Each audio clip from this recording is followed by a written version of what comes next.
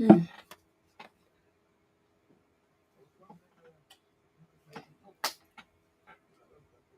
I'm trying to mute the TV and I can't. And I'm getting frustrated. I can't get the TV. I need the other remote.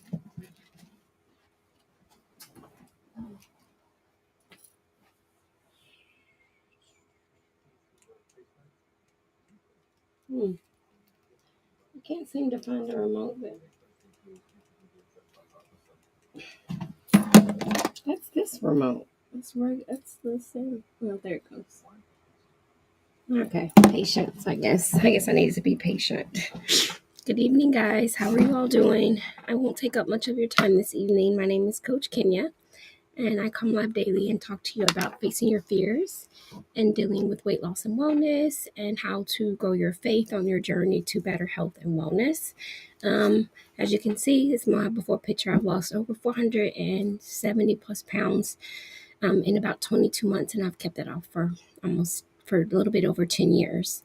And on the 15th of June this year, it'll be the 11th year anniversary, kind of 10-year, but 11-year anniversary of when they told me I was going to die. Anyway, good evening, good evening, good evening. Thank you so much for being here. I appreciate you taking a moment to rock with me today. I'm really tired, so my energy is like giving middle. So I apologize to those of you who are used to my high energy self. I just, I'm tired and I'm kind of emotional. So the two together are a strange mix. Thank you guys so much for tapping in. Hey, Pops. Thank you for the likes tip. I appreciate you. Hey, user 39. So, like right now, I'm just kind of feeling like I don't really have words for it. Like it's just been like a really weird energy and nothing seems right now. Like seems really weird. Mm, I don't know. It's just so I'm just trying to stay in prayer and just keep talking to God. Hi Tori, how are you, babes? And just keep talking to God and try to have Him kind of show me so that I don't create anything in my head. But I just feel I don't. I'm usually pretty even keel. I don't feel that. I feel like something's off. Like I feel forgotten about. Like I feel forgotten about. I guess that's the best way. Anyway, doesn't matter. Let's keep going. Like I was in my session today, my meeting, and today when I was doing my own personal work, I learned that something about me that I tend to be excited and celebratory for other people. Like if someone else's birthday is coming or they accomplish something, I, try to figure out a way to celebrate them, to accolade them, to love on them, and to validate them, because it's hard out here. But I've noticed that I don't have that same energy doesn't come back to me tenfold. Like what I'm saying is most of the time those same people I do that for, they'll forget me. And then they'll send me a message and say, "Oh, I was sad because because it's the anniversary of my dad's death, so I wasn't thinking about your birthday," or something like that. Or "Oh, I was going through it and I just couldn't get it together to call you." And I guess I do understand that. Um, and so that's why I serve people from my heart and not from my head. Because if you serve from your head, then you'll feel upset. So I don't feel upset. I just feel forgotten about, which is a lot different than upsetness or stuff like that. Because I don't feel like upset or angry. I just feel like left out, like forgotten. Yeah. And I honestly, to tell you the truth, even as a kid, I would get left out of stuff. You know, everyone else's birthday parties and celebrations would be really big. And then they would forget my birthday. Even as a young girl, I didn't get gifts or anything like that. I just forgot about. And then at Christmas, my siblings always had more gifts than me. I'll have like two or three, and they would have everything. Um, I don't know why it's like that. I don't know. I don't know. Um, but I know that as I continue to heal and grow, I'm able to say it out loud what it is. I'm able to identify it. I'm able to pinpoint it. I'm able to journal about it. And I'm able to do some healing there and find out, Um, a lot of it has to do with the fact that when on the date of my 36th birthday, which is this photo that you see on TikTok, they told me I was going to die from obesity and medical to terminal illness. And so, because that happened on my birthday, that kind of made it even worse because at least before I celebrated myself, but after that happened, it like devalued my birthday, not just to me, but to people around me. So, people, I'm talking about my blood relatives that know my birthday, right? So, they don't remember me. I don't know how to explain that. Like I'll say I'm releasing a book and I invite you to be my guest to go with me to the book signing. The person I invite will say, "Oh, I forgot all about it. I'm not going to be able to go." And it could be like something nice. So, anyways, the moral to the story is today I can recognize that. Today I know that it's not something I'm doing wrong. There's not something wrong with me. I know that some people just don't have that in them. It's not that I overdo or that they overtake. It's that some people don't know how to validate other people. They don't have that in them. That's not a part of who they are. So, like, a part of who I am is validating other people in their existence. There are people that may be in your life that don't have that ability. They don't have the ability to see outside of their own stuff, people, places, and things to validate you no matter how much you do for them, no matter how much you help them, no matter how much you got their back. That's just not their characteristic. They don't have that in them. So it doesn't mean there's something wrong with you. It just means that that person doesn't communicate, isn't capable of communicating and showing up that way for people. So it's not just you, they're not able to do that for anybody. And so in recovery, I learned those things. I learned that it's not individualized, it's not personal, it's how people have been molded and shaped and created and how they've all changed over the years. And that's how they show up, and that's okay. But for me, I'm just standing in my truth today and saying, I'm a little bit off, but I'm gonna be okay. All right. So shall we get to our daily reading? My name is Coach Kenya. I've lost over 479 pounds naturally. This is my platform. I'm currently live on 7 different platforms. So welcome in YouTube, Facebook, Instagram. I usually give a little intro, a little topic. I used to let you know how I'm feeling because I like to be real, raw, and authentic about this weight loss thing. So the reason why I brought up how I was feeling is because as a result, it makes me have to be very cautious around food because I'm recognizing, hey, Kay, because I'm recognizing that I'm emotional. So I have to really, really be careful right now with what I eat and what choices I make because my brain wants to be comforted emotionally. Because as I just told you, I'm feeling off. My brain knows I'm feeling off. My body knows I'm feeling off. So naturally, my mouth wants to soothe me. My body wants to be soothed. It wants me to chew. It wants me to get something to eat, crawl up in the bed and Netflix and chill. Thank you so much. I'm sorry, you guys. I'll be so focused on the talking. I'm missing comments. I'm so sorry, babies. Let me try to catch them. Thank you for the gifts. Trish, I appreciate you. Sean, Shorty, welcome in. Zion, hello. Lisa, hello. Glasses. Boom. Hi, Victor. Hi, QTP. Hi, user. Reese, Funky, Sandy, KK Morris. Thank you so much for the likes, Kay. I appreciate it. Hey, lovely Lou. Thank you, Kay. Thank you so much, Sandy K. Thank you. I did it all natural. I'm a food addict. I'm telling you how I got that big and how I got from being big.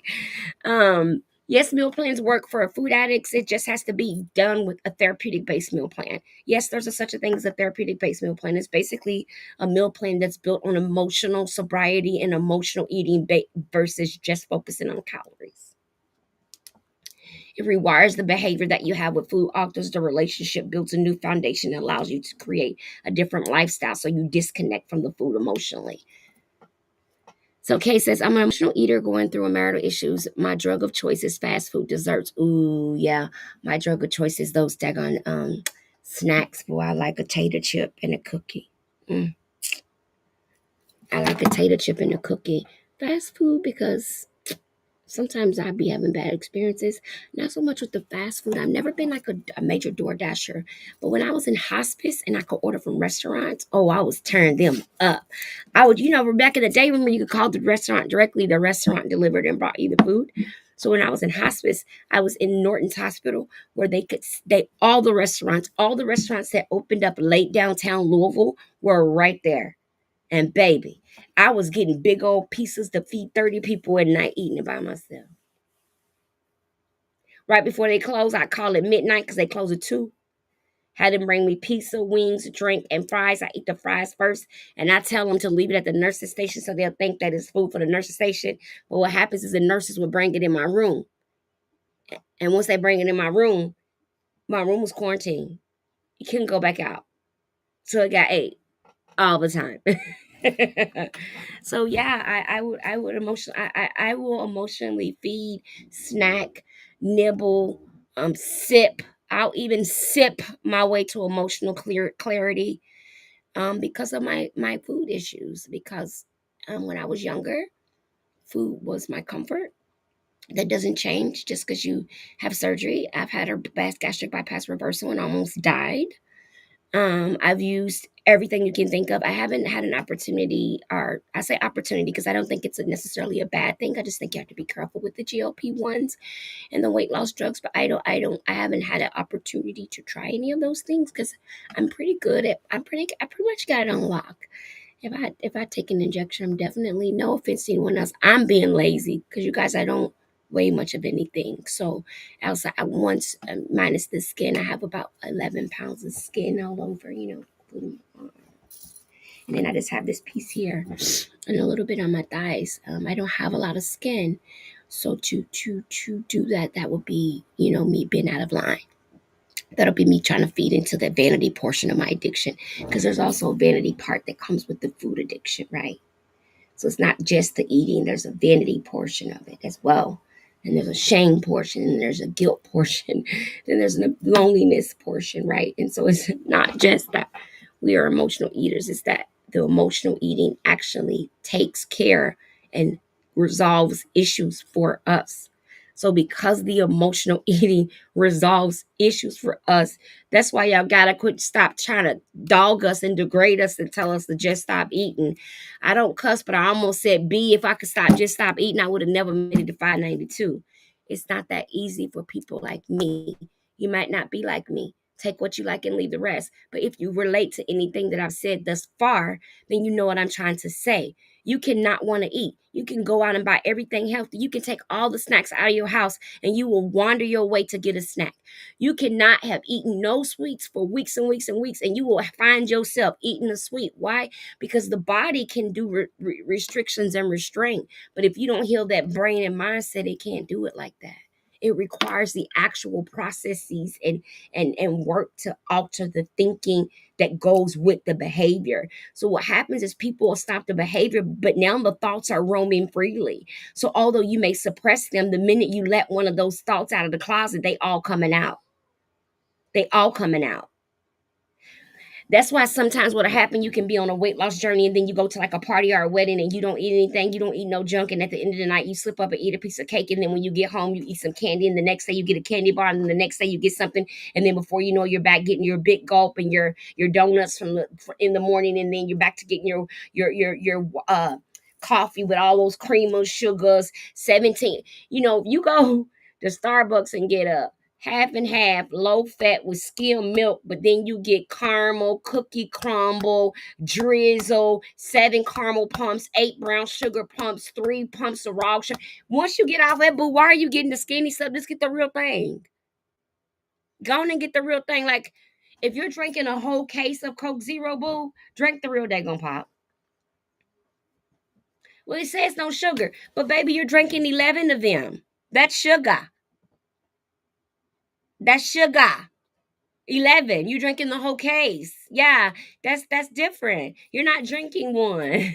You're drinking all back to back all day. You got the big goat boy of it. Love, that's about a whole 2 liter in there, okay? You drink 3 or 4 of those, you might as well go on and get the real thing, okay? And then to getting the 17 sandwiches and then saying, "Can I get a Diet Coke?" Get the regular Coke. Girl, quit doing yourself like that. That's the asinineness of this. That's where we get diabolical, right? That's where we get diabolical. Like, I was one of those people that was eating before I went into the doctor's office. Now, don't talk about me, talk about your mama. I'm going to the doctor to get weighed.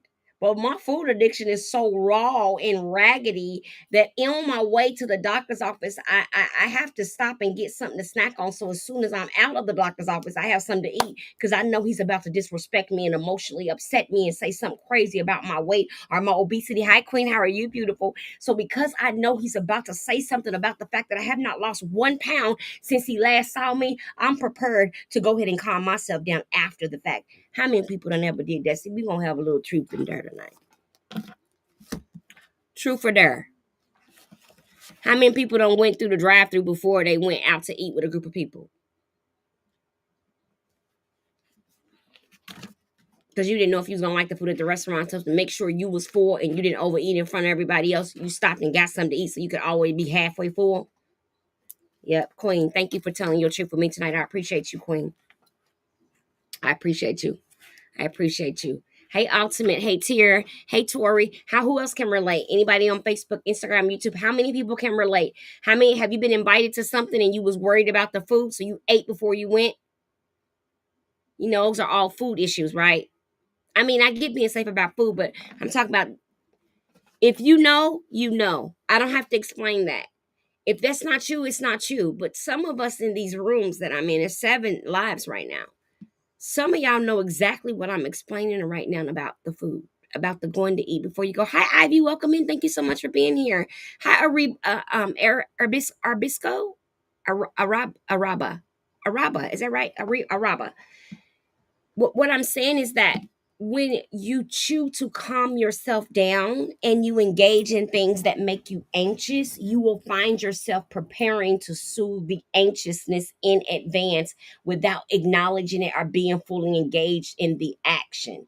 Meaning you can subconsciously go through the drive-through and get you something to drink, and you'll say, "I'm just gonna grab me something to drink," but then you'll end up getting something to eat before you go eat. So because your mind is trying to prepare to not overeat in front of these people that you don't really know. Good evening, Mona. How are you? Good evening, Mark.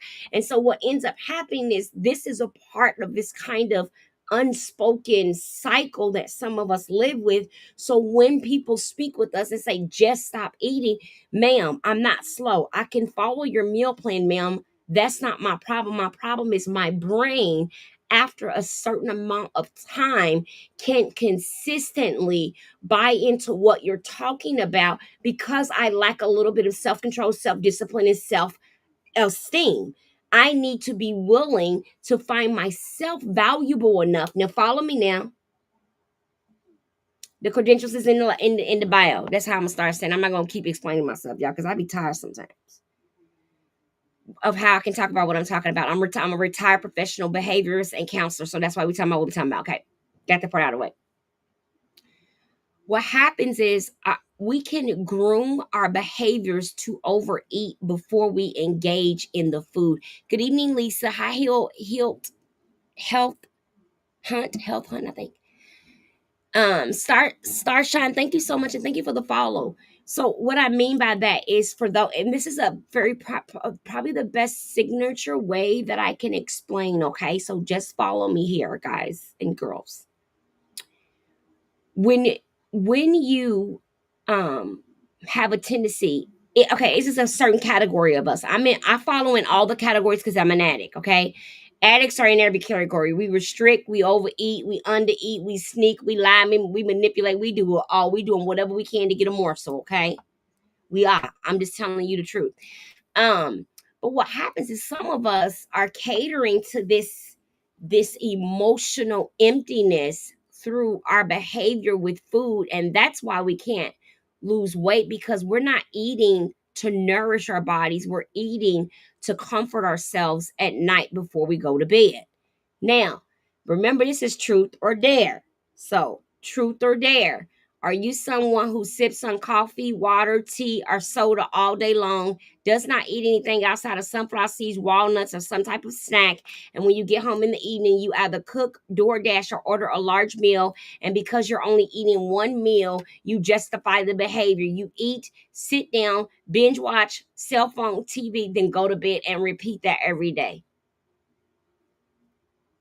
Truth or dare?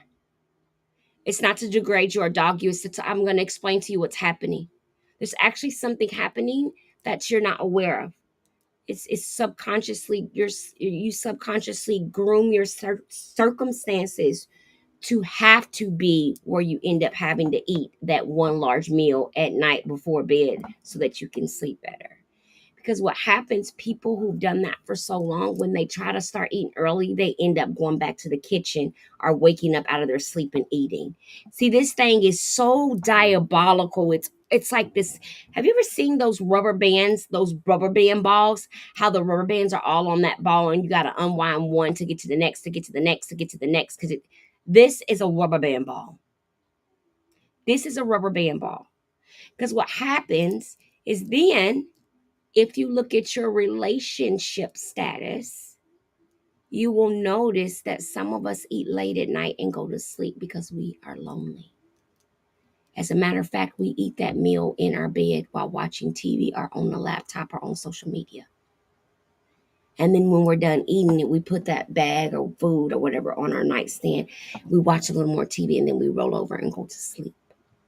How many of you are getting up in the morning, putting a cup, a dish, or a plate in the kitchen sink?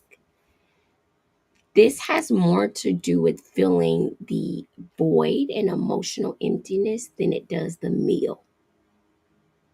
But because you know you have to eat and you know you don't want to go to bed hungry, you're going to eat something because you went all day with no meal.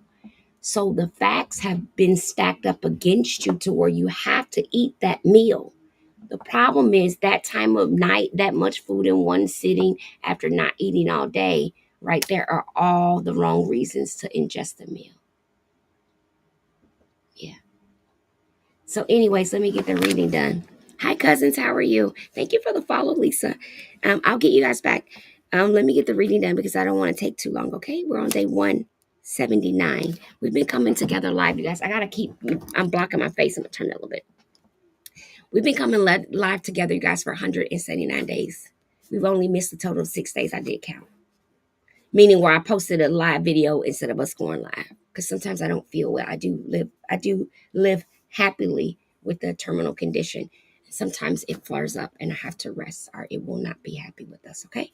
Those are the days that we've missed. And then 2 of the days I was celebrating my mom's 77th birthday.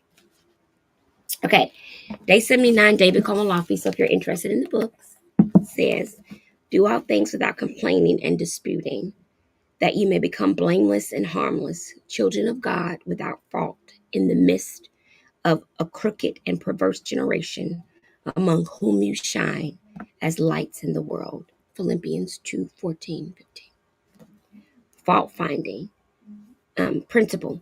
Fault finding when attacked by fear deepens bondage.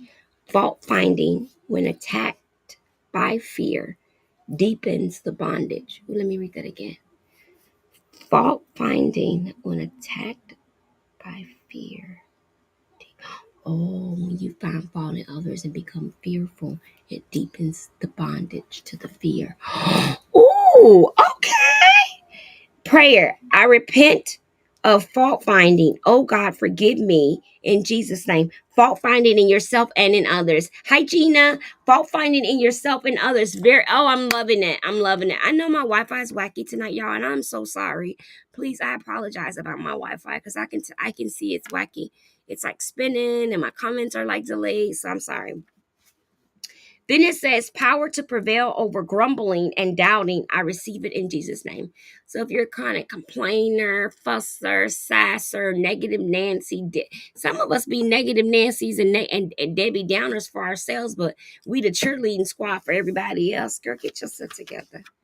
I had that disease too, where I would talk so negatively about myself. Here's that book, David Komolofli, 365 Days of Fear. I would beat myself down so much, you guys. Hi, Tawana.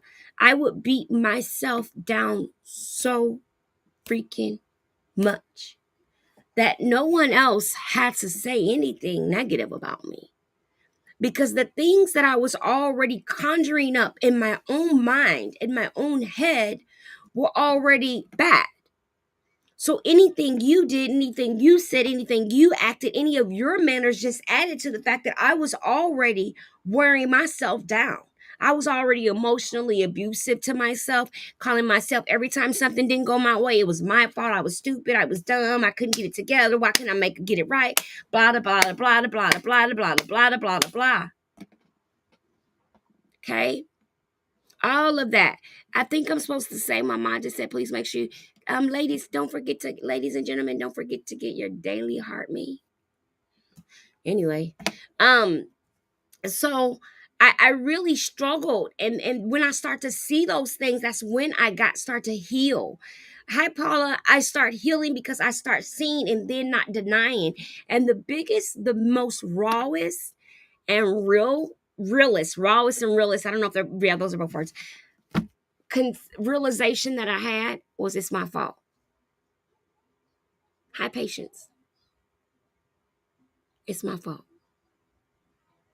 Because I had to break it down to the fact that, yes, there were outside factors, but food never jumped off a plate into my mouth. I don't care how many endometriosis, lupuses, PCOS, diabetes, hypertension, congestive heart. None of those can pick up food and make you eat it. Not one time did a hamburger jump off a plate into my throat against my will. I've never been taken advantage of by a potato chip. A steak has never accosted me and held me against my will and made me eat it. Never. Tater chips have never walked up in my crib and was like, you better eat me, I'm going to sock you out. Never. It was always my voluntarily participation. And that's the root of the rawness that you have to reach when you're looking for real healing and not skinny. When you're really looking for the real you, when you really looking for the real you and not the skinny you, not the, oh, I can't wait to wear that you. When you really looking for the real you, then these are the truths that you begin to accept. Nobody's ever put a morsel in your mouth. Unless you have Prater Willie, which most people with obesity don't. You eating at will. You're participating, bookies. That hand is going like this. Or unless you have, you see what I'm saying? Nobody's walking up to you, eat this goddamn hamburger. Nobody's doing you like that, bookies. Nobody. You are. So at the basis and the core of understanding your journey, you must first be in the acceptance that you own part of the responsibility of your current state so that you have an understanding of where you're going and you can accept your new state. Some of y'all still blaming y'all endometriosis, thyroid, and PCOS on y'all weight gain, and thyroid and PCOS ain't had you sitting around eating no chocolate cakes and hot dogs. Yes, it's had you craving them. But a craving is not, you can't grab it, it's not tangible. So the craving didn't go in the kitchen and pick the food up and eat it. It didn't go through the drive-thru, it didn't order the DoorDash, it didn't do any of that. It also, the endometriosis and PCOS also didn't make you not go to the gym, not move your body. It also did not make you Netflix and chill for 17 years straight. We did that. So at the basis of our growth, we say, you know what? I played a role in this, but I don't have to play the same role in this. I don't have to counter transfer my behaviors. I don't have to go at this thing with an ironclad fist to beat myself into submission through aggression, compulsive obsessive behaviors, counting, tracking, and focus on all the wrong things. When if those things worked, I've tried them millions of times, they would have already worked. I'm smart. So that tells me immediately out the door, my mindset has somewhere made a disconnect with this thing called nutrition, wellness, and healthiness. And I need to address that. Yes, I have real health issues. I have a port in my chest. I don't talk it, I walk it.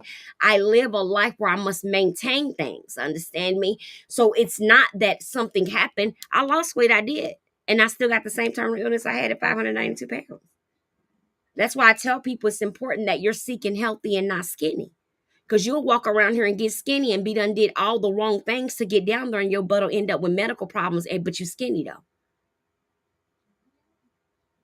And as my good friend Chris said on this app before she passed, do what you're supposed to do. There's no quick fix or trick around some of these things we're choosing to get this weight off. Do what you are supposed to do. If the man says stand on your leg in the corner and hold your arms out, do it. So that in 5 or 6 years, you're not sitting somewhere talking about something. I had this surgery, I done gained all the way back. Do what you're supposed to do long enough until it becomes a part of you so that it's habitual. Yeah? You don't just count, you don't just get healthy to get there. That doesn't even make sense. And that's what I tell my girls about. Oh, when I get down to 230, I say, so you're gonna get down to 230 and stop eating right, stop working out, and start. I don't understand how do you plan on maintaining it if you trying to get somewhere? Think about the statement that you said. When you are on your way somewhere, you get to a destination and you stop. Think about what you say. Confession brings possession. And if you're on this journey in the back of your mind, you running from the fear of gaining a pound, you want to get some help, bookies. Because that fear is going to turn into something else. It's going to turn into something else. I'm not going to go into it right now. But what happens is your anxiousness from the fear of gaining the weight will turn into orthorexia from fear of getting it back. So you're progressing all right, but mentally, you're not progressing. And remember, we want to progress mentally and physically because we want to lose it, keep it off, and sustain our health. Because remember, obesity is a part of your health. It's not you. It's not you. It doesn't define you. It's a part of your health. So obesity is only one component. So once we get that under control, we still want to make sure we don't get other things. Hypertension, blood pressure, heart disease. We getting old. We don't want bad knees, backs, necks, eyeballs, and stuff when we could do something about it, right? So as we get into acceptance, as we get into self-realization, then we have those real conversations with ourselves. Like, yes, I have thyroid issues. I had a hysterectomy at 30. I've had issues since then. I have all the issues many of you talk about, and I still successfully dropped 479 pounds. Why? Because I sat around and I dealt with the things that drove me to eat. Yes, I had symptoms from my autoimmune. I had antiphospholipid lupus. Yes, I had symptoms from the endometriosis. Yes, I had all those things. The thyroid, I had it. Yes, I have a big tumor on it. I get all that. I had that. But what happened was I had to stop eating for the wrong reasons. That had nothing to do with my diagnoses, y'all. What was going on in my head had nothing to do with what was going on in my stomach, but what was going on in my stomach had everything to do with what was going on in my head. Do you understand? Okay, let me read. Highland Net. Melanie Beatty is our second book. Y'all hold that comment now, and I'm going to see if y'all got it. If you know, you know. If I need to repeat it, you let me know. Okay? Because what I'm saying is there are actual diagnoses that increase cravings. There's medications that break down to sugar. And so it sometimes can make you crave more sugar. If you're obese and you have chronic pain, that actually causes cravings as well. So there's so many other factors that you need to become educated about because everything ain't about just the food.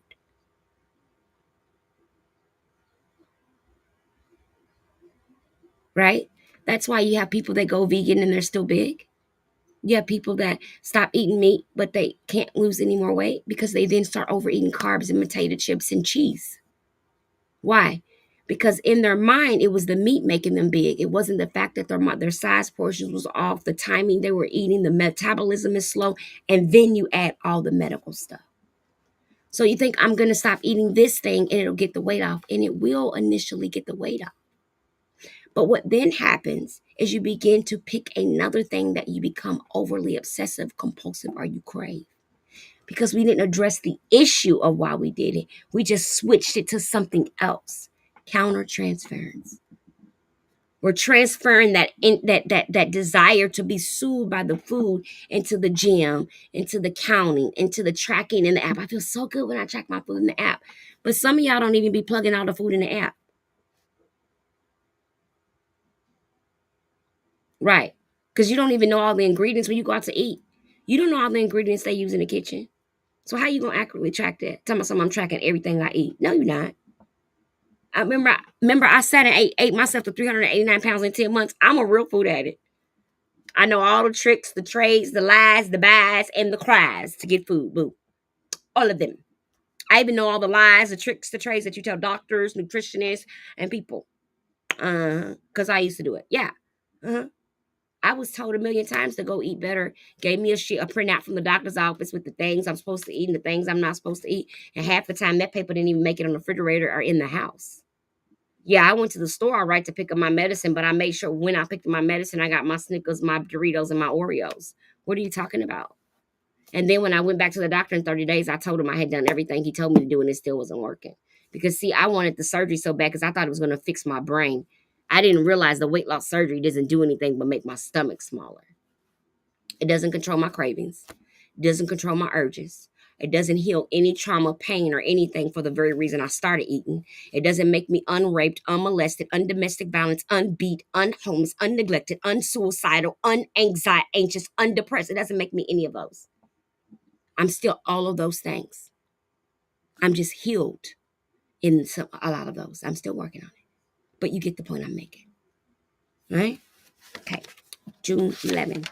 Today is my sobriety date. I have been sober from alcohol for 4 years, and I've been sober from food for 8 years.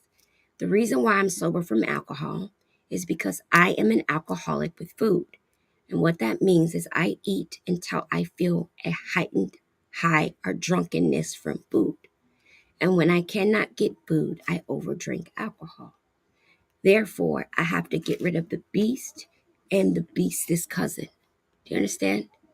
Because I have enough mental health awareness of the cycle and how it feeds on one another for me.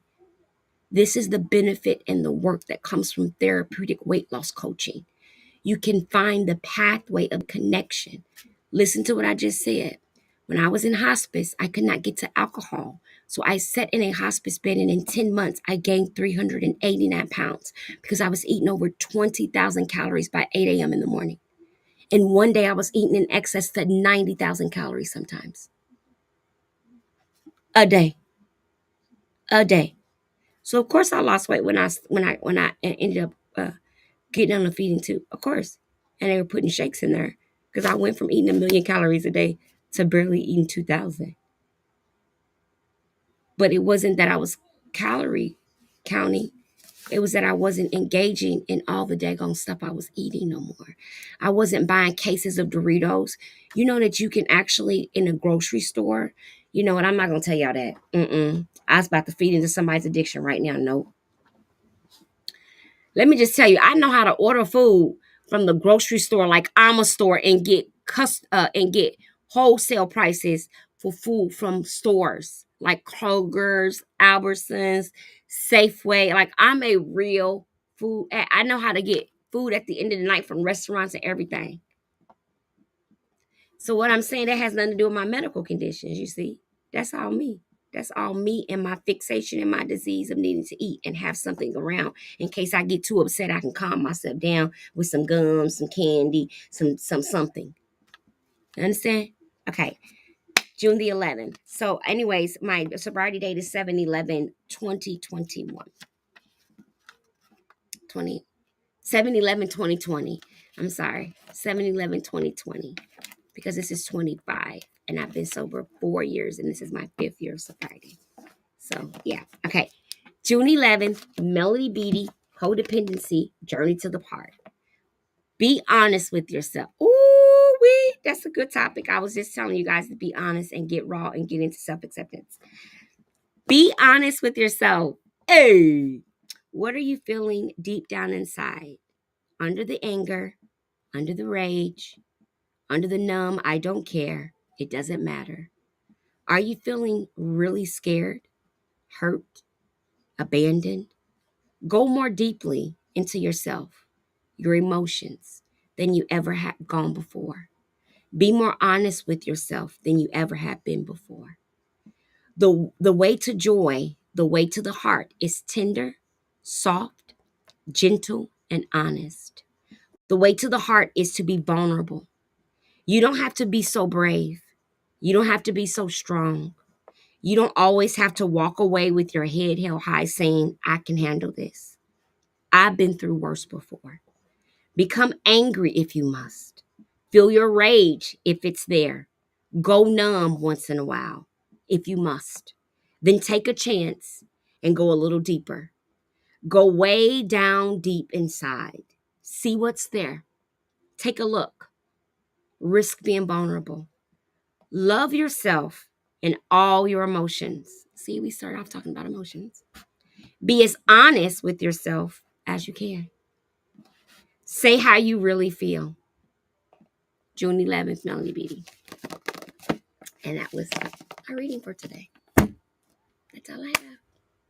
That's it, you guys. That's today's reading. Face your fears, face your fronts, and weight loss and wellness. What fear is hurting you back or preventing you from becoming the best version of yourself? What portion of your journey is that you in the picture? Yes, ma'am, it's me, Miss Abigail. Thank you for the likes, my love. Hi, hell of a black woman 30. Hey, queen. You're welcome, queen. Thank you for the likes, ladies. Yes, that's me, girls. Or ladies. It's me. It's the weight of 592 pounds. This is me now.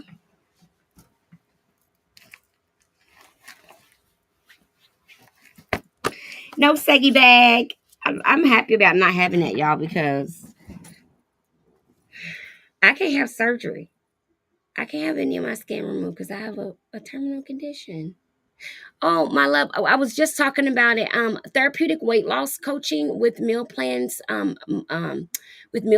meditation, and the food behavior and rewiring. So I was already working licensed, certified in behavior analysis, clinical counseling, and clinical psychiatric care. That's what I did for 20 some years. So I already worked in that industry. I didn't know that I got all that experience, that God would later take me through this story here, die 9 times, end up paralyzed, eat myself to 592 pounds. And then the only way to lose weight would be naturally. Because now I've come up with this rare bleeding condition. And so I can't get any form of surgery unless it's life or death. I don't get anything. I don't take any medications. I don't take shots, injections, antibiotics, and nothing because I'm severely allergic. And so for me, I had to figure out a way to do it natural or I was going to die. Right? So what happened is as I'm going on my own journey, I'm noticing all these nuances about my brain. So no matter how much physical progress I was making, my brain wasn't changing. And it was changing, but not at its core. Not at the core. And then I began to take a deeper dive into my thoughts. And one day someone asked me, they said, when was the first time you ever ate food, like ate to feel better? And I was able to talk to them about when I was 6 years old. I didn't know who my dad was. And everyone, my family seemed so happy with their father. But my dad, I didn't know.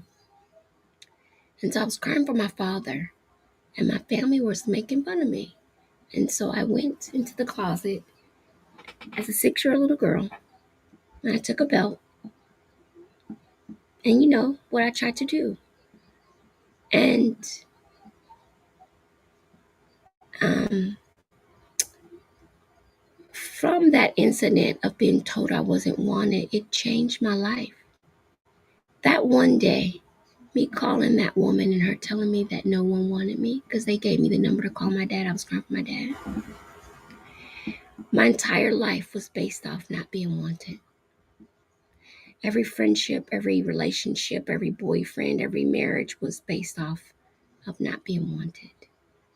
Today, I know that I ate because there was a hole in my soul because I knew my parents didn't want me. And so I spent my life getting myself in situations to be accepted by people through overdoing, overgiving, overbeing, and oversaving because I needed to be wanted. I needed them to need me so that I can feel wanted. So if they needed me, if I overdid for you, that made you need me. So I don't have to worry about feeling wanted because you need me. So that's my story. So anyway, let me talk to you about it. I follow a system called 321 with nutritional cleansing, all natural. Basically, we eat a few times a day and we meditate every day. And we use the vibration plate and resistance bands. I've been using the vibration plate and resistance bands for 9 years now. And I've been following the 321 meal plan for 10 years. I started my journey paralyzed in a hospital bed with nothing but resistance bands. That's all I had. I didn't have a gym. I didn't have any of that. Now, I've been fat twice. The first time I had all the luxuries of those things. So when the second time came around, I knew that this time I had to do it the right way or I wasn't going to stay. And what I mean by the right way is I had to deal with my mindset. And so as I was on my journey, right at 400 pounds, I became severely self, you know, suicidal again. And as a result, I wanted to hurt myself, but I had already lost like 460 pounds. But I still wanted to not be here. And that really said something to me. As someone who works in mental health industry, that really spoke loudly to me.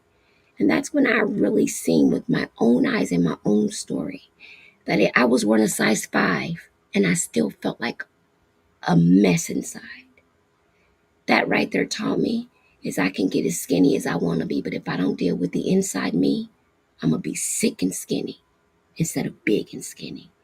So I did the work while following the meal plan, while doing the workouts, while doing the nutritional detox and cleansing. And as a result, I lost all 468 pounds in 22 months. Over the last 8 years, I've continued to lose weight to up to the point of 479 pounds naturally. And I've kept it off. I lost weight in 2015. My last weigh-in, a big weight loss, was on stage in front of 17,000 people at Broadbent Arena at Bridgestone Arena in Nashville, Tennessee. I was on stage 2 days after Beyonce's tour a couple of years ago. I'm sharing my story with over 20,000 people. I think, yeah. Yeah, that's the name of the arena. Yeah, yeah. So I'm grateful for those opportunities to bless other people with so you know it can be done. So all those people that think there's no possible way it can be done, it actually can be done. But a lot of times the work to deal with our emotional overeating is harder than dealing with our physical overeating. So many of us result to physically addressing our issue instead of mentally addressing our issue because we believe as long as we get a tight hold on getting to that gym every day that we'll be good. The problem is this external, which means it could be taken away. COVID is a pure example of why that shouldn't be a focal point. The focal point, which should be how much am I growing internally in order to live the lifestyle of pursuing a better version of me and health. Not how much weight am I, how quick can I get off, when can I be done? Because if you're looking for healthiness, this life contains things that some may find uncomfortable. Uh,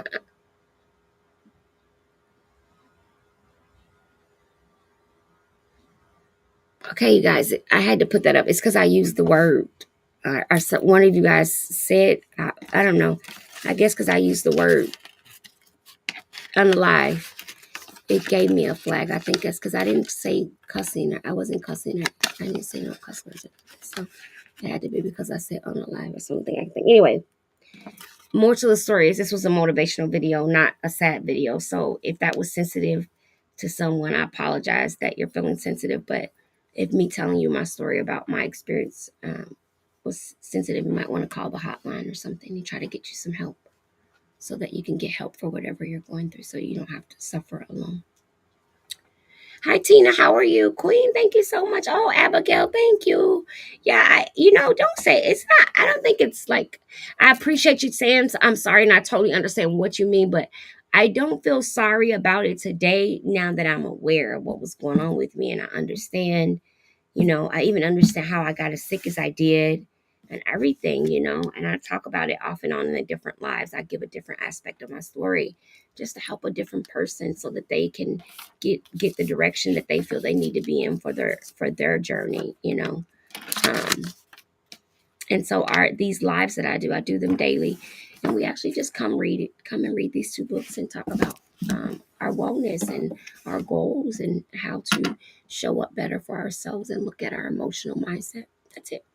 I have several hundred clients, 100,000 clients all over the country in 14 countries. I've been doing this for 10 years.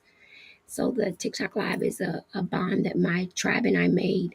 The social media streaming that we're doing with these readings, Hey Cat, is a bond that me and my girls made. We agreed that we would come on social media every day and read something positive so that we could show other people what we're doing to achieve the results that the girls are getting, because none of my girls really aggressively diet. There's all the work is done for you. So you just have to show up. But it is a lot of showing up because we do meet every day for an hour a day, except on Mondays. So it's pretty intensive. It is an intensive outpatient virtual program conducted by myself and 7 other team members. And so your primary coach is myself. I do all the coaching. My staff and team members do all the back end work. They pack the bar and for me on the back end. Yeah. So I've been IRAS coaching firm has been around for quite some time. You can Google my name and see more about my story. I've been interviewed on multiple TV shows and stuff. So if you just want to know more. But with that being said, you guys have a good night. Love you. Bye.